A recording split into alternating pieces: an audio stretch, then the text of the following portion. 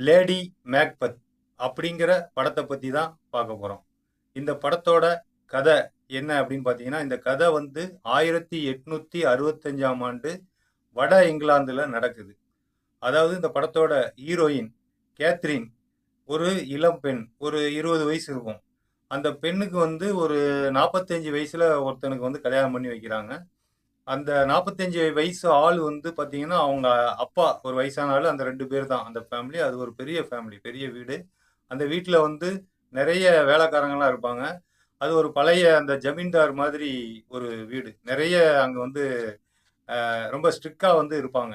இந்த பொண்ணு மொதல்ல பல ஆசையோட, கனவுகளோட கல்யாணம் பண்ணி வரும்போது, அந்த பொண்ணுக்கு பயங்கர அதிர்ச்சி. என்ன அப்படின்னு பார்த்தீங்கன்னா, ரொம்ப என்ன சொல்றது?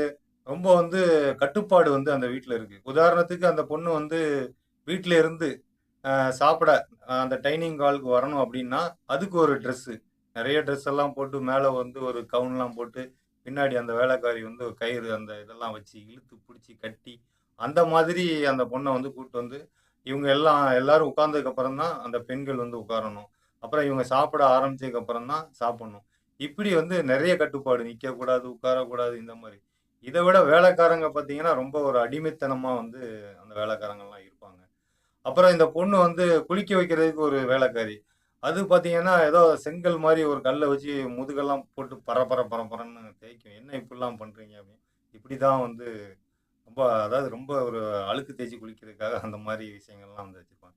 இப்படி வந்து அதுக்கப்புறம் இந்த பொண்ணுக்கு வந்து ஒரு காதலோ, ஒரு சரியான ஒரு இன்பமோ, எந்த ஒரு விஷயமே அந்த பொண்ணுக்கு இந்த வீட்ல கிடைக்காது.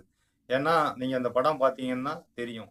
இந்த படத்த நீங்க முடிஞ்ச அளவு தனியா பார்க்குறது நல்லது. ஏன்னா, அந்த படத்துல அவ்வளோ விஷயம், அவ்வளோ நெறைய விஷயங்கள் இதுல இருக்கு.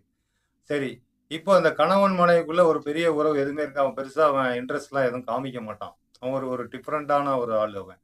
இப்ப திடீர்னு ஒரு நாள் அவன் ஏதோ ஒரு வெளியூர் வந்து போயிர்றான். இந்த இந்த டைம்ல இந்த வீட்ல வேலை செய்ற அந்த பண்ணையில வேலை செய்ற ஒரு குதிரையெல்லாம் பார்த்துக்கிற ஒரு கேரக்டர். அவன் வந்து கொஞ்சம் ஒரு முரட்டு ஆளா முரடனா இருப்பான். அவன் ஒரு பொண்ணுகிட்ட வம்பு பண்ணும்போது, இந்த பொண்ணு போய் அவன தட்டி கேட்கும்போது, இந்த பொண்ணுகிட்டயும் அவன் முரட்டுத்தனமா நடந்துப்பான். உதாரணத்துக்கு இந்த பொண்ண போய் கட்டி பிடிச்சிருவான். திடீர்னு ஒரு நாள் நைட்டு இந்த பொண்ணோட வீட்டுக்குள்ள பெட்ரூம்குள்ள வந்துருவான். இப்ப இந்த வாலண்டரியா வந்து இந்த பொண்ணு வந்து கிஸ் பண்ண உடனே, இந்த பொண்ணுக்கு ஒரு கட்டத்துல அவன் மேல வந்து ஒரு லவ் வந்துரும். இவங்க 2 பேருக்குள்ள ஒரு லவ் போயிட்டு இருக்கும். அதாவது ஒரு கள்ளக்காதல் மாரி போயிட்டு இருக்கும். இவங்க 2 பேரும் வந்து அப்பப்போ வந்து சந்தோஷமா வந்து இருந்துகிட்டு இருப்பாங்க. ஒரு நாள் இந்த மாமனார் அந்த வீட்ல இருக்க அந்த கிழவனுக்கு வந்து தெரிஞ்சிரும். தெரிஞ்ச உடனே கூப்பிட்டு கண்டிச்ச உடனே அந்த பொண்ணு என்ன பண்ணும், இங்க தான் அந்த பொண்ணு வந்து ஒரு கொடூரமான ஒரு பெண்ணா வந்து மாறும். என்னன்னா, அந்த கிழவனுக்கு ஒரு பாயாசத்த போடணும் அப்படிங்கிற மாரி, விஷத்த சாப்பாட்ல ஏதோ ஒரு விஷயத்துல விஷத்த வச்சு அந்த கிழவன கொன்றும்.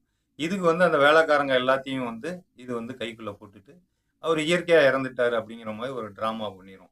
இப்போ பையன் வந்து அவன் ஒரு வெளியூர் போயிருப்பான். ரொம்ப நாள் கழிச்சு தான் வருவான். இவரு இறந்து எல்லாம் முடிஞ்சதுக்கப்புறம் ஒரு நாள் திடீர்னு ஒரு நடு ராத்திரியில அவன் வருவான்.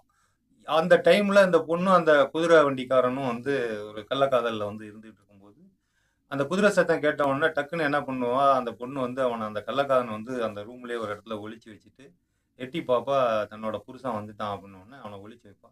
நேரா இப்போ புருஷன் வந்து வீட்டுக்குள்ள வந்தோனே, சுத்தி அந்த ரூம்ல வந்து பார்க்கும்போதே அவன் கண்டுபிடிச்சுருவான். இங்க ஏதோ ஒரு தப்பா ஒரு விஷயம் நடக்குதுன்னு.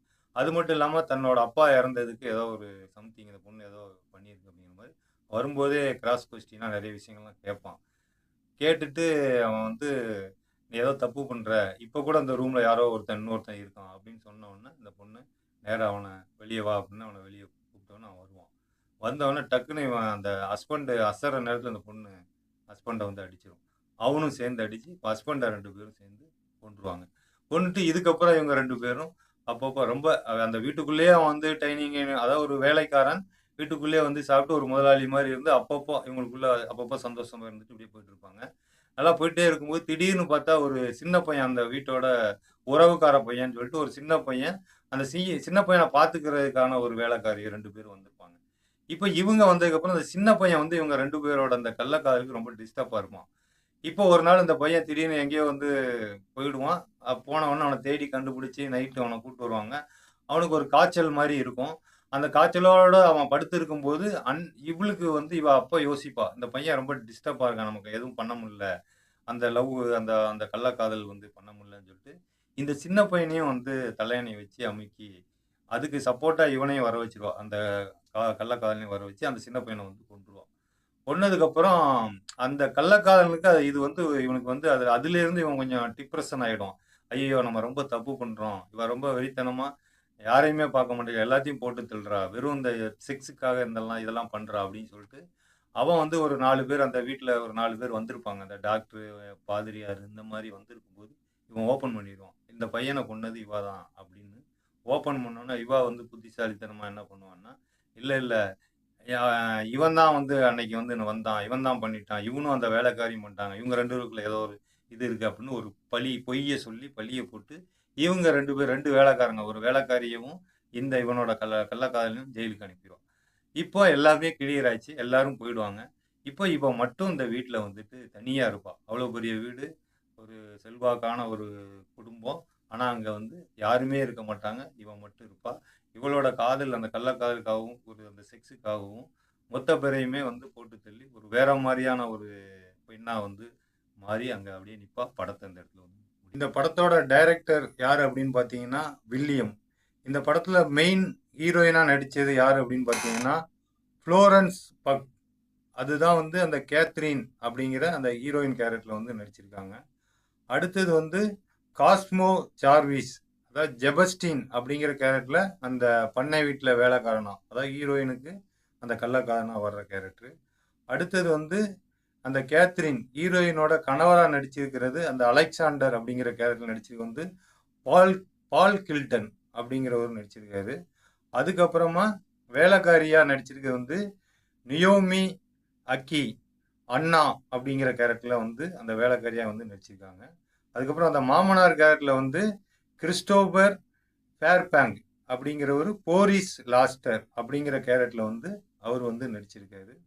அதுக்கப்புறம் இன்னொரு வேலைக்காரர் கோல்டா ரோசிவெல் அக்னிஸ் அப்படிங்கிற கேரக்டர்ல நடிச்சிருக்காங்க. இதே மாதிரி இன்னொரு படத்துல சந்திப்போம். நன்றி, வணக்கம்.